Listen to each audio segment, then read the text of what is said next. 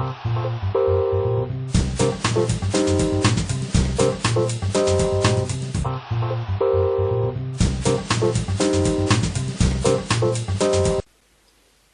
à tous et bienvenue sur votre assistante, le blog.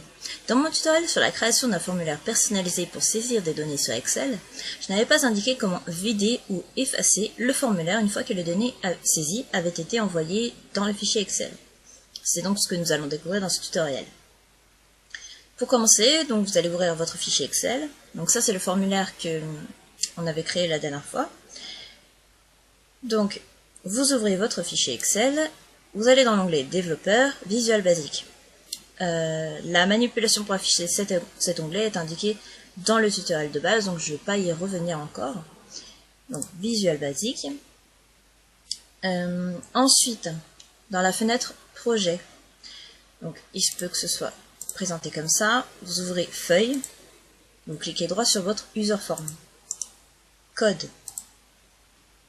Donc pour afficher l'objet, ce serait afficher l'objet. Voilà. Alors, le petit bout de code à saisir est celui-ci. Unload me userform.show. Userform est le nom du formulaire. Donc, si le nom de votre formulaire est userform 1, vous allez ajouter un 1. Ou changer son nom, etc. Donc, le nom de l'userform, c'est ce qui apparaît ici.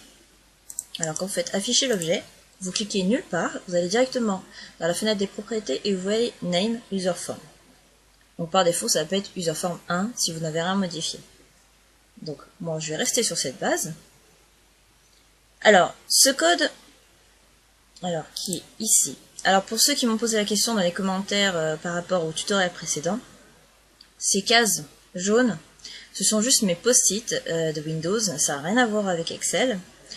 C'est pas vous dites à Excel fais-moi ça et il va vous taper le code tout seul, ça c'est pour les macros et au bout d'un moment vous allez être restreint. Limité par rapport à ce que vous voulez faire. Donc par exemple vous pouvez dire ouvre-moi un nouvel onglet, des choses simples. Mais là par exemple pour ce formulaire il y a des variables etc. Donc c'est pas possible de passer par une macro. Donc ces petites cases c'est juste j'avais copié mon code là pour pas faire durer le tutoriel trop longtemps et faire des erreurs avec des points, des virgules, pardon, etc. Mais voilà, j'ai copié, j'aurais pu le copier dans Word, c'était pareil. Voilà, pour ceux qui se posaient la question. Donc, ce code indique à Excel de fermer le formulaire, comme dans le bouton quitter, voilà, Unload me, et ensuite de rouvrir le formulaire, donc userform, par défaut il sera vide. Alors, étant donné que je souhaite qu'il soit vidé à la fois après le clic sur Nouveau contact et après le clic sur Modifier, c'est dans les instructions de ces deux boutons que je vais insérer ce code. Alors, pour le bouton Nouveau contact, donc vous vous rappelez, on a mis le commentaire Nouveau contact. Donc, on va le saisir entre NDiff et NSub. Donc, de Private Sub Common Button 1. Donc, ça c'est le bouton Nouveau contact, je ne l'avais pas renommé. Donc, on saute une ligne, on copie ça, on se met ici, et on va faire ça proprement, on remet une tabulation. Voilà.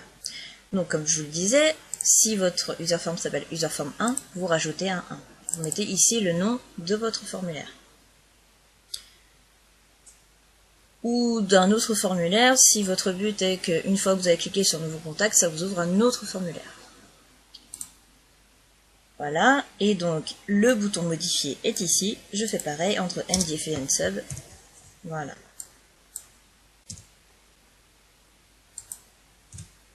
Voilà. Et donc maintenant on a juste à tester donc, cette instruction. On va faire F5 pour ne pas avoir à quitter Visual Basic. Voilà. Là, je choisis par exemple voilà, le 5. Alors finalement il s'appelle pas Paul, il s'appelle Pierre par exemple. Voilà, je modifie. Donc oui. Voilà, et là vous voyez bien qu'il a été fermé. Donc vidé, et il s'est rouvert, en une fraction de seconde. Donc là, voilà, il est là, Pierre Fabre. Maintenant, je vais en saisir à nouveau, Monsieur Pierre Dupont. Voilà, donc je ne vais pas remplir le reste, c'est pareil. Hein. Nouveau contact. Oui. Et voilà. Et donc vous voyez, il m'a bien rajouté une ligne. Et là, il m'a tout vidé. Donc c'est plus pratique lorsque vous êtes en train de saisir, de ne pas avoir les données précédentes, de ne pas avoir fait d'erreur et de remettre plusieurs fois la même information pour 2 contacts différents. N'hésitez pas à poser vos questions relatives à ce tutoriel en commentaire, j'y répondrai avec plaisir. Et si vous n'êtes pas encore abonné à la newsletter, il suffit d'inscrire votre prénom et votre email ici, de cocher là où les cases des logiciels dont vous souhaitez recevoir les articles, d'indiquer comment vous avez connu le blog et de cliquer sur « Je m'abonne ». Si vous avez un compte Facebook, vous pouvez cliquer directement sur le bouton « Se connecter avec Facebook » sans remplir le formulaire. Quel que soit le moyen utilisé pour vous inscrire, n'oubliez pas de valider le mail reçu.